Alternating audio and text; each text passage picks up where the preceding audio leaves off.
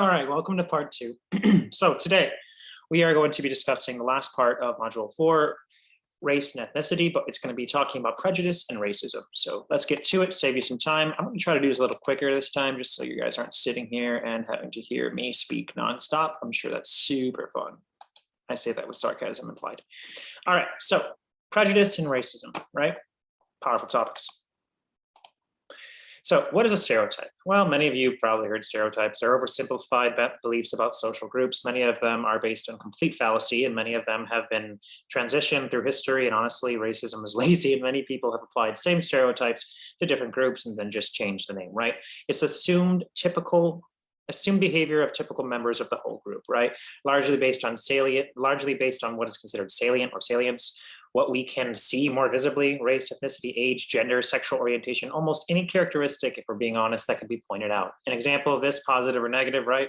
Women are amazing investigators. In fact, amazing. If we just have them investigate cold cases, all the murders would be solved.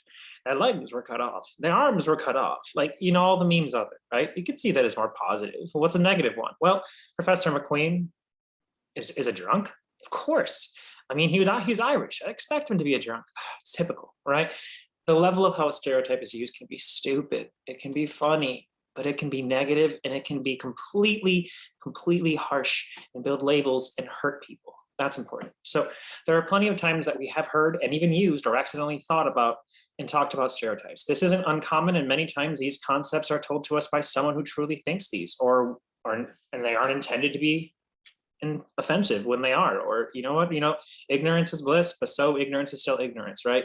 In fact, not all stereotypes are negative, as I just said. Not at all. In some ways, the work ethic or comment is seen as positive, right? So you could see it in the sense of someone saying this group of people is a hard worker. I have a link earlier in this class of when Key and Peele did reverse racism, when they called out the positive attributes, stereotypical attributes of groups of people.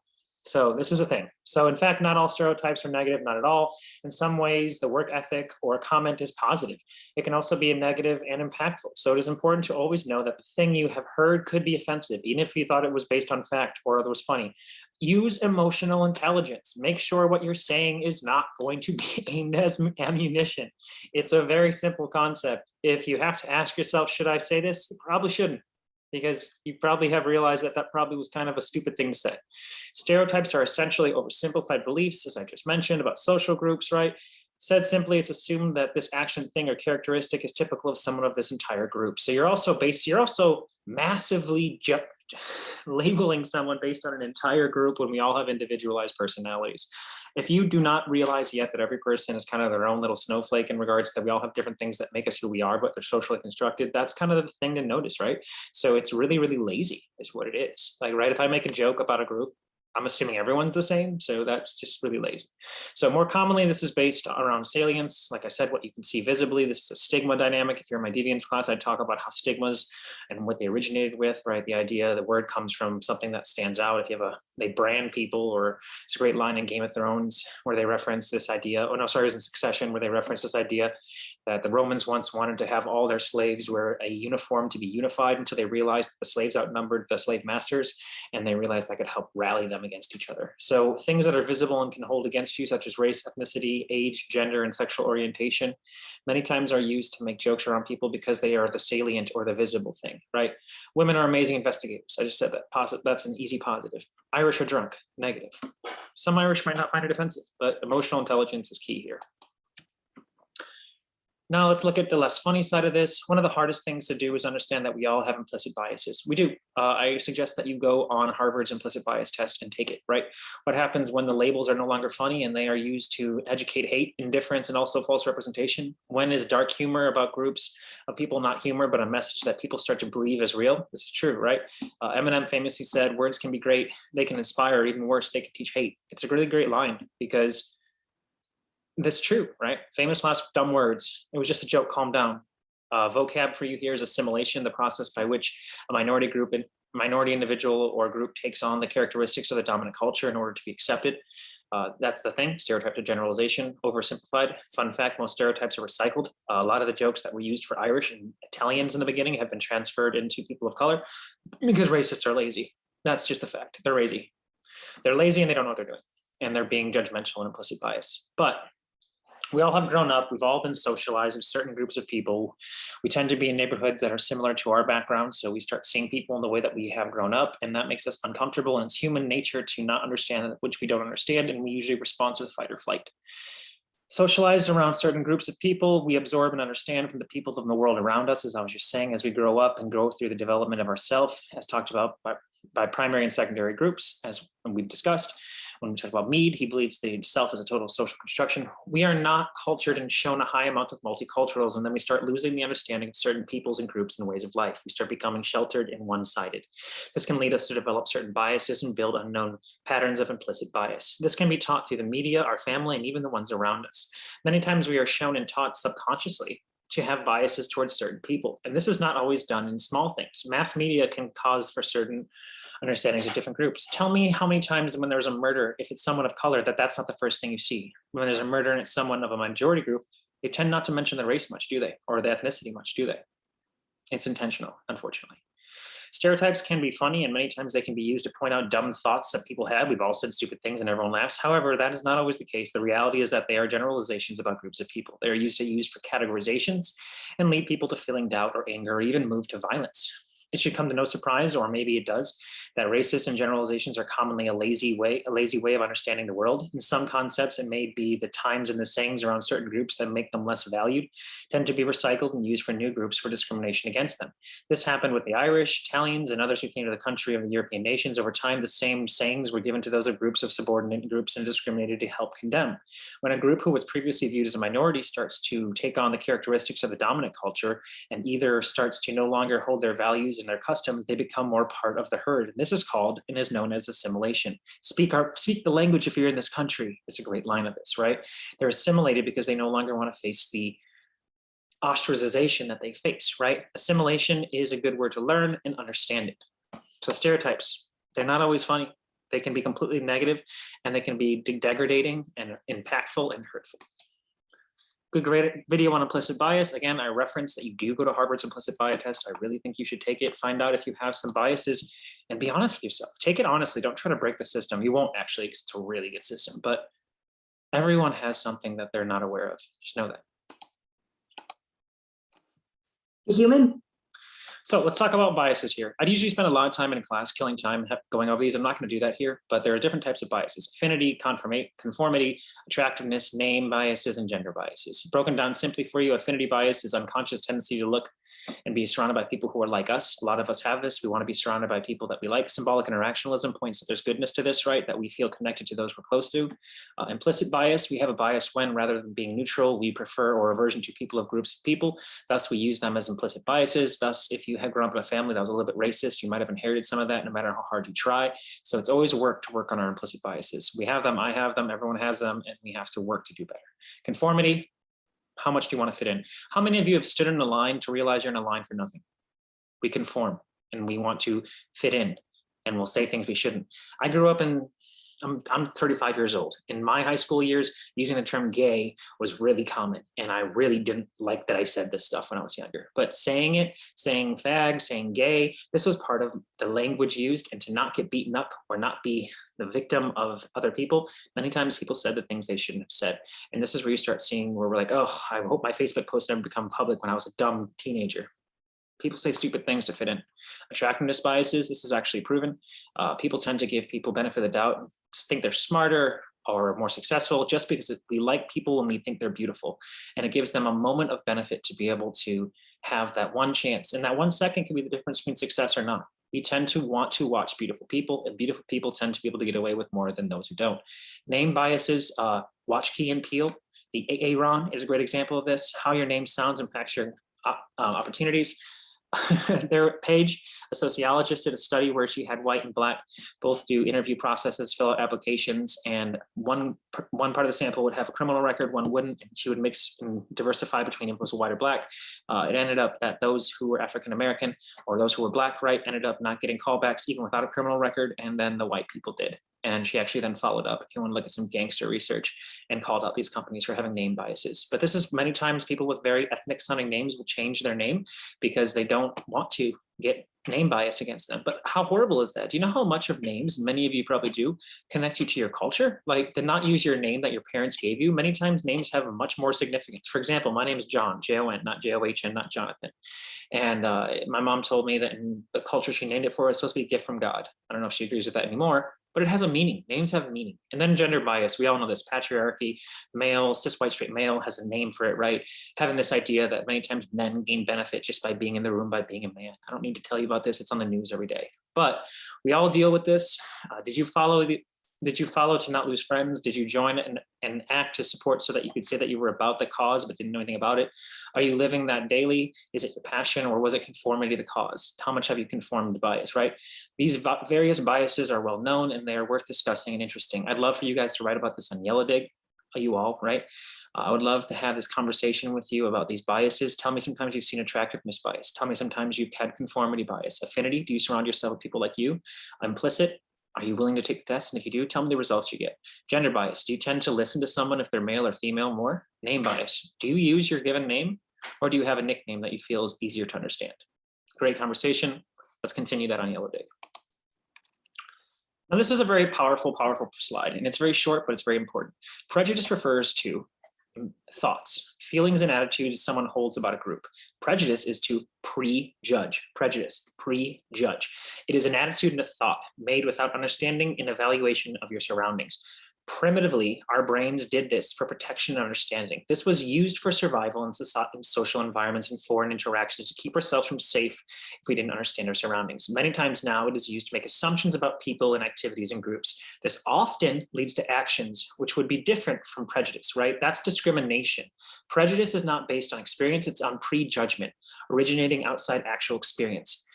Mama said that assuming makes an ass out of you and me, right? Say it like Bobby Boucher if you want to have fun. Mama said, yeah, if you assume, it makes an ass out of you and me, right? So you have that idea. Prejudice is not necessarily linked to race, but it has been used to add gas to the fire with racism. The Ku Klux Klan is a great example of this. So is the Nazi Party and the many types of exploitive use of making fun of groups and bases on or non-personal understanding experience and jumping to conclusions through assumptions and prejudgment of a situation. But it's important to know that prejudice, thought, discrimination, action. So institutional racism sounds like, as it is when racism and ingrained into the culture of a country and society. You can look towards slavery within the United States. You can look towards legal segregation, the apartheid, right? Bathrooms for different races in the 50s and 60s, even little things like how names can impact the callback ratio for jobs that you have. 5 to 1, by the way, was that research. 5 to 1. If you had a name that sounded African-American, powerful. I live in Scottsdale. Old Town Scottsdale started enforcing dress codes in the past 5-10 years where they would not allow people to wear Air Force Ones or street clothing. I have a good friend of mine named Giorgio. We were wearing the same shoes. I had some Air Force Ones. They wouldn't let him in because they said no street clothes. I was wearing the same outfit. Unfortunate, right? Management systems in companies, interviewing being on a certain background bait, not having the actual understanding, like Du Bois said, if you're having a double consciousness and think about the situations.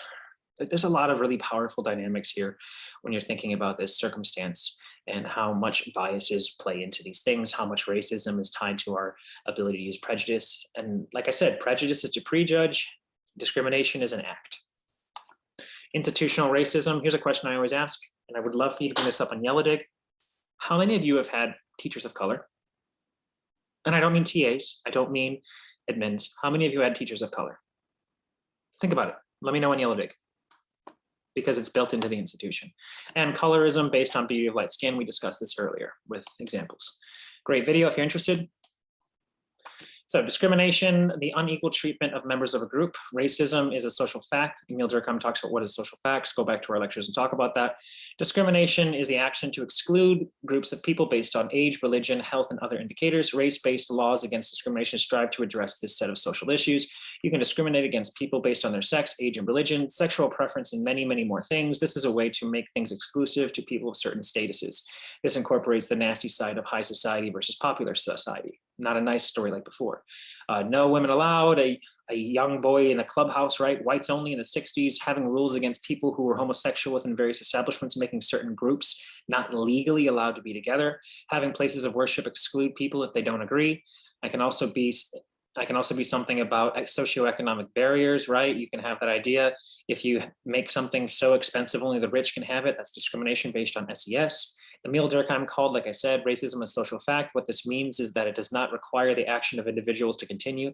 This is due to a complex systems of education, criminal, economic, and political systems in our system that perpetuate this.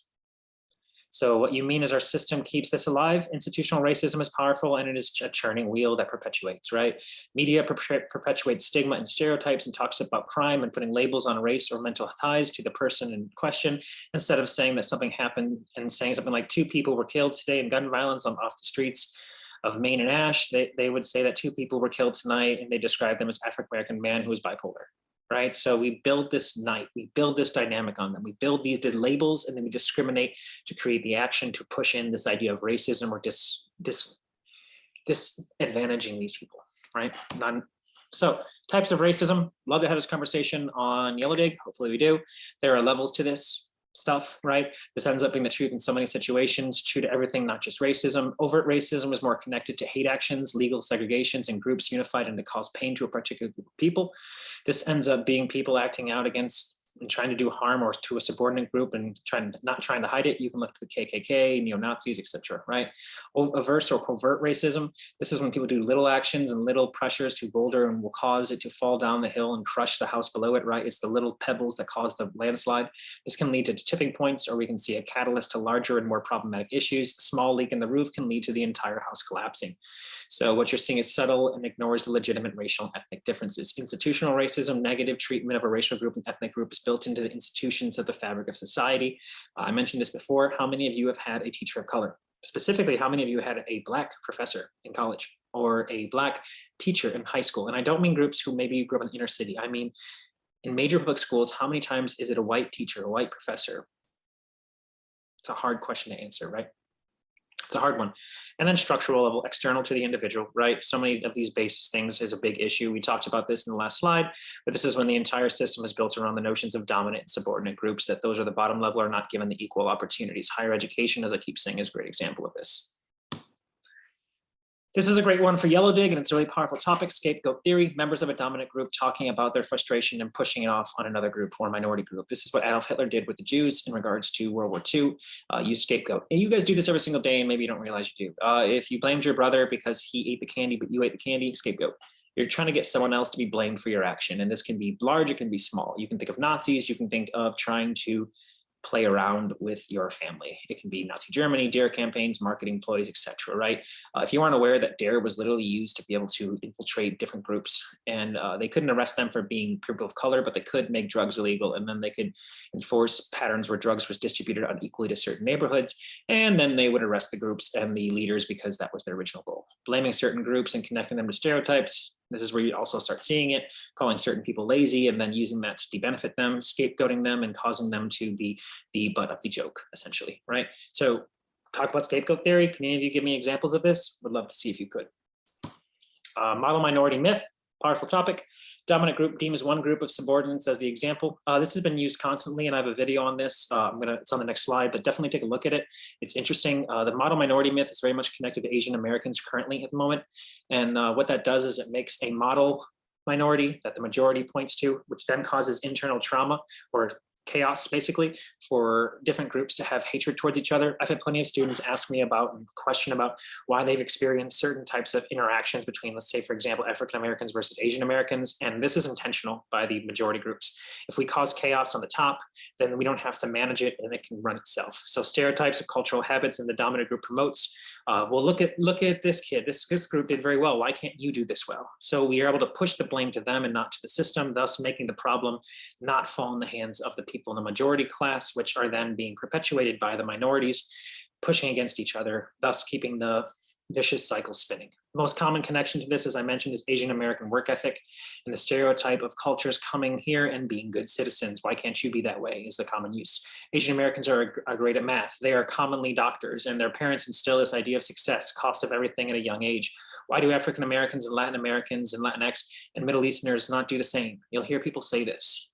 And this is an example of when you see the model minority myth. Why can't you be like Asian Americans?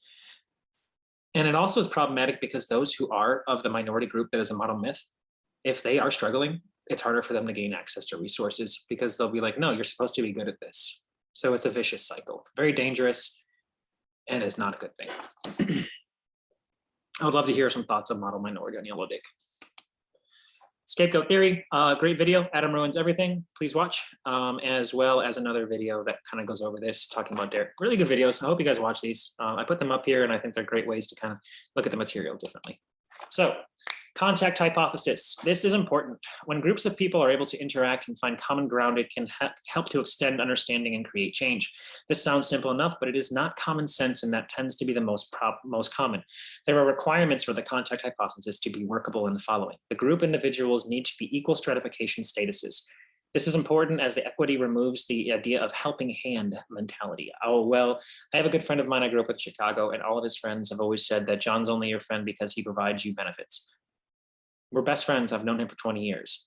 But every single time he gets someone saying something about socioeconomics. So it's really important for contact hypothesis that it's not a matter of a helping hand. Contact has to be sustained. You can't just have some people of different ethnicities meet once and now you're cool, right? How many times have people been like, yo, I went down to the South Side. I get it. It's Gucci. It's great. That's GGJ, right? Like I'm all doing that stuff. Contact and interactions on a regular basis helps to habitualize in the understanding. You actually get it if you live their shoes and walk in their shoes and see that. So contact must be sustained. That's like the dumb comment, I have a black friend, I'm not racist. We all know that's BS when someone says that. And you cannot have one group that benefits more. It has to be the same. If you don't both benefit from this equally, then it just becomes tokeny. It becomes benefity, and it's not what we want. The video is still a lot longer than I want it to be, and I apologize for this, but there's a lot of important things here. Inequities of gender, social class, education, race. Basically, let's look at it this way. Conflict theory looks at it like this. Black Americans' rise in power post-Civil War. Draconian levels such as Jim Crow laws used to discriminate and reduce political and social power. Intersection theory done by Patricia Hill Collins. There's a video I have posted. Please watch it. It's really powerful. The various intersections of our life. You can be a minority, but also be a woman. Now you have a woman and a minority, and you're a citizen. So the intersections play into the different levels that we are able to be pushed against. And this is when conflict theory starts pointing out the problems in this structure. Multiple layers of disadvantages intersect to create the way we experience race. It's really powerful. So essentially race is used as a power dynamic that does not equally provide opportunity. And thus you see where social conflict theory looks at the idea of race as a big problem because it's a master status. We are all complicated in the various intersections of our identity play into the discrimination we face. Those of subordinate groups are impacted by various things such as their socialization and categorization, not just one thing, race, gender, and many other impacts how we're treated. Interactionalism, we can look at Bloomer, suggests that racial prejudice formed through interactions between members of the dominant group. Symbols of race, not race itself, are what lead to racism. Think to the swastika, right? It was once a symbol of peace, now it's a symbol of hate. Without certain interactions, individuals in dominant groups might not hold racist views. Think of the socialization of your environment you grew up in. If you were grown up in a multi-ethnic area, maybe you wouldn't have as much animosity towards interactions. If members of dominant classes are socialized by people around them to hold certain values and are shown representations and symbols by people in a group, then they are likely to develop confirmation and implicit biases. What if no one told them how to think? What if we were never told certain ideas behind groups of stereotypes or gave their 2 cents? Is it possible that the dominant class may not be socialized to hold a biased or racist view? Maybe. How much of the news paints the picture of our understanding? Why does the news have to say a black man with bipolar instead of just an individual with a mental health issue? Why does it have to be something that is pointed out? And why do we not see them talk about it when it's majority group? Symbolism. The power of the media paints the picture, and we see the photo after it's been painted. And then tying to here is functionalism. This is kind of where it can be a little problematic. Functionalism thinks everything is essential, unfortunately. Functions and dysfunctions raise their head, right? Racial and ethnic inequalities serve as an important function in order to exist as long as they have. It would have gone away if it didn't work. Everything has to function, the car has to move, right? Racism can contribute positively to strengthen societies between in-groups and ostracize the out-group members. Connected to the culture, it's a big thing. Functions and dysfunctions by racial inequality. Nash, 1964, focused on how racism is a function for dominant groups. Racism morally justified unequal society, i.e. slave owners justified slavery in the antebellum South by suggesting Black people were fundamentally inferior to whites. They found ways to make it sound justified within the social system. So functionalism looks to find all the various ways social constructions or systems can exist without ruining the system that our society is built on and the way that it benefits. It changes if enough dysfunctions cause, and then we're able to make new laws. That's why we have the lack of slavery in the United States because the system will adjust itself. But the problem is that functionalism needs things to function. And if it exists for a long period of time, then it serves a social purpose, whether that's negative or not. And it's not always great. And there's been a lot of flack to functionalism because of things like this. But it is a systematic dynamic, right? Like if it didn't need to exist, why does it still exist? Why has it not been just completely destroyed? And these are hard conversations to have. It doesn't sound right saying it. I hate saying it, but it's part of the truth. Rose, 1951, dysfunctions associated with racism include the failure to take advantage of talent in the subjugated groups, and that society must divert from other purposes the time and effort needed to maintain artificial constructed racial boundaries. So we build these boundaries, we establish them, and they have an in and out group function. So as problematic as it is, functionalism tries to find where it melds into society. It costs a bunch of money to maintain segregation and to discriminate properly. That is a dysfunction. It doesn't benefit society to have money in the correct places, right? So it's expensive to maintain it. So it's interesting that the dysfunctions are not overridden, but that's enough there. But functionalism is always looking at constructs of if it was broken, then society would need to fix it, but society still functions, so it must hold some salient value. And that's not specifically talking about racism there. It's also just talking about the idea of race and ethnicity and prejudice and all that. Terms to know: genocide, the deliberate annihilation of a target, usually a subordinate group. Think about World War III. So, wow, whew, that's not a good thought. Think about Nazi Germany, right? The treatment of the Aboriginal tribes in Australia, the Cambodian with Pol Pot, Native Americans, so much more. Segregation, many cases all over the world, easiest to think of within the idea of the concepts read about American history of Black only and white only establishments. Pluralism, this is the opposite of a melting pot. People come together but maintain their own culture. They do not blend and mix and become one. They don't assimilate. They stand for their own thing. And then you have lots of cultures. Expulsion, Native Americans are the best example of this. Indigenous groups face the trail of tears, right, in so many different areas. And many more times we've seen this throughout history, groups being forced out of their lands. Think about what's going on right now. Expulsion, when people are having to leave their lands in the Ukraine and go to Poland, right? Amalgamation, contrary to pluralism, this is the idea of becoming one large melting pot, blending cultures. This is done through miscegenation, achieved through interracial marriage, and as well as between different races, right? But amalgamation can be good, but you tend to lose a little bit of the spices of what you were because you're putting it all together into one where it all kind of has this combined taste, right? And the last slide here, I'm going to make this 130 minutes. I apologize for some of these longer videos. Historically, social movements are the catalyst for civil rights movements. We start seeing the changes happen. Currently, catalysts for racial and ethnic justice and equality. Think about the Roe v. Wade situation going on right now. We have to challenge the system and find the dysfunctions. And if we can show enough dysfunction, then guess what? Functionalism will state that it will fix itself. Conflict theory will show that we rise up against the oppressors and we can change the story. It's important. It really is. And I ask you all to constantly challenge the norms and values around you. Ask what needs to be fixed. Gen Z, you guys are going to be the ones who are able to start making some change. Then the alphas and the betas and millennials are going to help as well. But we have some changes to make. We really do. And understanding race, ethnicity, understanding the social construction, these things are important. And I want you to talk about it on Yellow Dig. And I want you to have these conversations. Don't just listen to this lecture. I know you are. But like, really, this is an important topic. And a lot of times in my classes, this is when people stop talking. They don't want to raise their hand. Why are we so scared to have the conversation about race and ethnicity when we know this is a major issue in this course? We know this is a major issue in the United States and in the world. If we can start unifying, then we can stop having these lack of understandings. If we start blending and talking and having the conversations, then it's not going to be a foreign culture shock. I really hope that you've taken something from this. I know I'm just reading a lot of information to you. I would love to have conversations with you. Please engage on Yellow Dig and I'll be there talking. And let's have this conversation because, you know, it's going to take conversations to come up with a solution. I'll see you from Module 5 when we talk about sex and gender.